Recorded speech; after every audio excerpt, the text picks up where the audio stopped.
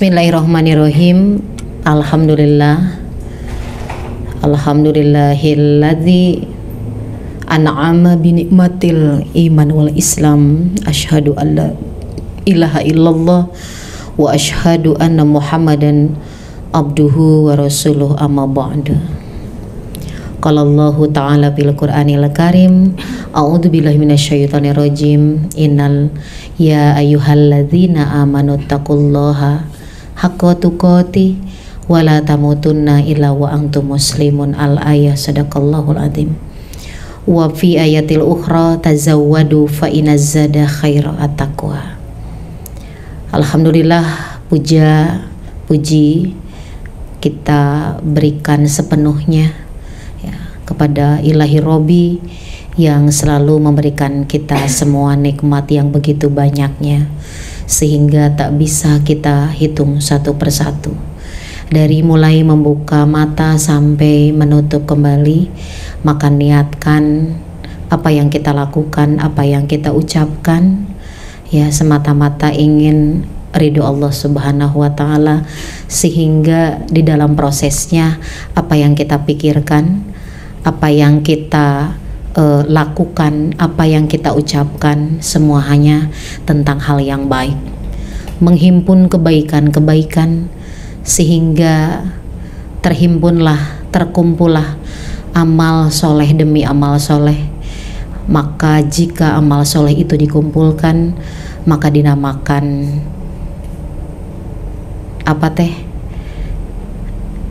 amal soleh itu kemudian dinamakan takwa. Orang yang beramal soleh berarti orang yang mutakin ya, orangnya itu adalah mutakin ya, amal solehnya adalah takwa. Maka jika takwa itu dibuka, ya isinya amal soleh. Untuk apa amal soleh itu? Itu adalah ikhtiar kita untuk mengumpulkan ya hal-hal kebaikan dan ingat menjadi bekal kelak di alam akhirat. Maka ketika kita berada di alam barzah, mereka yang sampai hari ini ya mendahulu kita adalah mereka juga yang sedang menunggu kita ya, menunggu kita sehingga kita kemudian Allah wafatkan dan kemudian Allah menghidupkan kembali ya. Dan setelah itu, setelah dihidupkan, maka kita berada di alam mahsyar, terkumpulnya seluruh manusia. Maka amal soleh itu menjadi penentu di mana di dunia. Amal soleh itu sangat berpengaruh ya. Kita di Yaumul Mizan, apakah lebih banyak ke kanan berarti kita lebih banyak kebaikan, ataukah ke kiri kita banyak dosa dan menjadi pendosa. Maka ibadah-ibadah yang sering kita lakukan mudah-mudahan ya menjadi penutup ya aib kita, dosa-dosa yang kita lakukan, supaya Allah jaga karena kita berikhtiar untuk soleh. Pada hari ini setiap Selasa kedua dan ketiga bertemu dengan Bunda, bertemu dengan di hari Selasa yang lain dengan asatid yang lain juga, maka berharap itu menjadi wasilah kita mendapatkan hidayah dari Allah Subhanahu wa Ta'ala. Apa ciri hidayah? Berubah. Selalu saja di awal Bunda selalu ya memberikan semangat dengan satu lafaz Al-Qur'an ya, ittaqullaha, karena Allah menginginkan menjadi orang yang takwa ya. Maka tazawwadu, berbekalah kalian ya, fa inaz zada khairu at-taqwa, sebagus-bagusnya, sebaik-baiknya bekal kita menuju akhirat adalah menjadi orang yang takwa. Nah, ketika kita berproses takwa, tentu bonusnya adalah dicintai oleh Allah. Siapa yang tak ingin dicintai oleh Allah ya? Maka sekali lagi teteh-teteh Bunda ingatkan, bukan seberapa sering teteh ada di majelis ilmu, tapi seberapa banyak ilmu yang sudah menjadi amal soleh. Kalau ilmu sudah menjadi amal soleh, maka disitulah teteh sedang menerima hidayah. Dari siapa? Dari Allah. Tadi apa ciri orang yang mendapatkan hidayah? Adalah berubah ya. Maka perubahan itu tidak serta-merta teteh dapatkan di lembaga sebuah pesantren. Di sini pun ya, karena untuk menghadirkan ilmu di dalam Al-Quran, di dalam Al-Hadis tidak disebutkan itu barang siapa yang pesantren, enggak, tapi tolabul ilmi.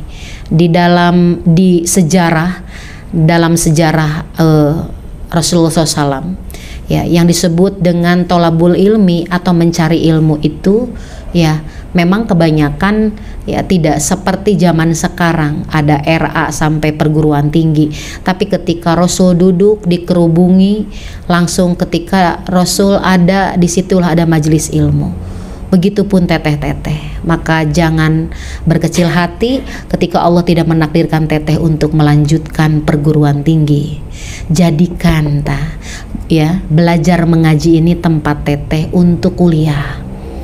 Ya, berapa SKS ya kan? Di sini mah alhamdulillah sangat gratis kan ya, beda dengan kuliah. Ya, maka teteh tidak boleh berkecil hati karena Allah memandang manusia itu bukan karena insinyurnya atau karena S3-nya. Mungkin dunia bisa menghargainya seperti itu, tapi Allah selalu saja melihat manusia itu adalah inna akramakum indallahi atqakum, yang paling takwa lagi. Sederhana nak mah anu paling soleh gitu. Maka apa kabar dengan kesolehan kita? Apa kabar dengan hati yang selalu ingin kita jaga dengan kesolehan kita? Sehingga kalau kita soleh, sebenarnya teteh sedang menebar kebermanfaatan. Untuk siapa? Untuk pribadi, untuk orang-orang yang kita sayangi, umumnya untuk keseluruhan yang ada di sekeliling kita. Maka bagaimana sangkan istiqomah?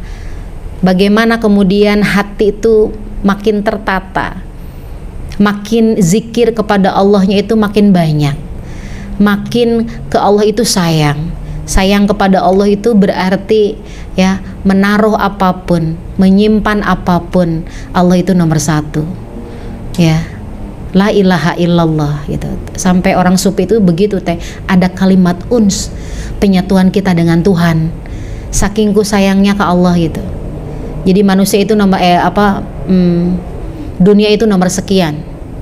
Ya, yang diprioritaskan adalah bagaimana saya bertemu dengan Allah dengan ibadahnya, ya kan? Nah, mudah-mudahan kita pun seperti itu. Tidak muluk-muluk teh. Zikir kepada Allah adalah salah satu kita syarat ingin dicintai oleh Allah, ya kan? Da kalimat istighfar selalu kita salahkan di tempatnya ya teh. Apalagi ibu-ibu. Astagfirullah, cina gitu teh. Nyebut istighfar teh. Kata istighfar itu sebetulnya sudah harus ini nih ya, air mata sudah harus Masya Allah gitu, astagfirullahaladzim gitu kan ya, merasa dekat dengan Allah. Kita merasa menjadi pendosa dan benar-benar ingin tidak mengulangi kembali gitu kan ya, dosa-dosa yang kita perbuat. Nah makanya perlu ilmu. Untuk apa ilmunya? Yan kasyipu biha, ilmu naun, ilmu Allah teh. Itu teh solusi, satu-satunya solusi dengan apapun masalahnya, ya kan? Masalah apapun di dunia solusinya cuma satu teh, seberapa dekat teteh dengan Allah gitu, seberapa sering ada di majelis ilmu, dan seberapa banyak ilmu yang sudah diterima oleh teteh, diterima dengan kelembutan hati dan langsung diamalkan. Tak eta nu penting mah. Lihatlah teh ya, kita disuguhkan dengan media sosial yang beragam kriminalitasnya. Terakhir apa teh ya, Bunda selalu dan sering ingin menggambarkan bahwa ternyata di luar sana banyak orang-orang yang tidak berikhtiar mendekati Allah di majelis ilmu, maka hasilnya seperti itu, ya kan? Ada misalnya terakhir itu apa ya teh ya, seorang ibu meracuni 2 anaknya dan langsung bunuh diri kan? Oke. Itu masih ada loh suaminya. Kenapa? Ada yang tahu teh kenapa alasannya? Karena takut takut kelaparan teh. Toh saya cenah nyuratan teh kak suamina. Maaf mama begini pergi dengan kedua anak. Ya. takut tidak terjamin kehidupan kedua anaknya. Kan beliaunya bunuh diri dan ngabusa nyatanya. Dan terakhir tentang warisan nih, ada satu keluarga yang dikubur di Sapiteng, kemudian naon cenah teh ditutup dengan semen. Tahu nggak itu? Tahu ya? Kenapa alasannya? Karena warisan, minta warisan kepada orang tua. Itu teh apa namanya? Bukan anak kandung dari ibunya ya. Jadi tiri itu. Minta warisan tidak dikasih ya, janggalah di situ teh cenah. Nah, hanya bapak anu biasana ke masjid, ini enggak. Ketika diketuk pintu ya kan? Ketika diketuk pintu, kamana cenah bapak iya gitu kan. Akhirnya anaknya berbohong padahal adiknya tidak ada, sama teh. Dan tiga-tiganya sama teh, pakai kampak. Ketika mereka sedang tidur terlelap di tengah malam, setengah jam 1 ke sana. Itu sudah 1 tahun. Bahkan katanya kebun dan sawahnya dijual oleh dia, dan ditanya oleh sakatu kampung itu, katanya teh ini teh perintah dari ibu dan bapaknya yang sedang melancong, yang sedang bepergian. Akhirnya qadarullah, kakak tirinya datang kemudian menanyakan kemana, kan gitu ceritanya teh, dan tidak dijawab ya kan. Maka nih kakaknya juga, kakak tirinya pun pakai kampak, dan ini mah ya berdua dengan anaknya, ya sudah begitu. Kata Allah dibuka aibnya ya. Kemudian karena Sapitengnya sudah penuh, maka di kebun kemudian dikubur kakak tirinya, dan ternyata ketangkepnya tehnya. Begitulah Allah membuka aib seseorang selalu pada tepat yang waktu yang tepat. Apa alasannya? Warisan dunia teh ya. Da kalau ada iman masieun ku Allah mau dibunuh tah inung jeung bapakna gitu. Karena serakah tentang harta, tidak ada kata Allah, tidak takut dengan Allah ya kan. Dan saya membayangkan ya, dia jauh dari Allah. Karena orang yang takwa itu ada hatinya al-khaufu bil jalil, sieun gitu ku Allah teh. Begitupun kita teh, semakin takwa semakin teteh akan berproses soleh.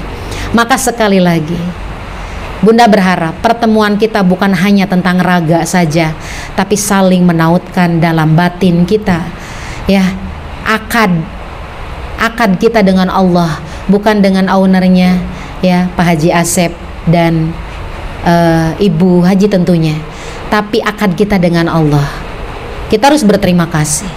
Sekali lagi, mencari berkah dalam kerja itu bukan hal yang mudah, perlu ilmu Allah yang banyak.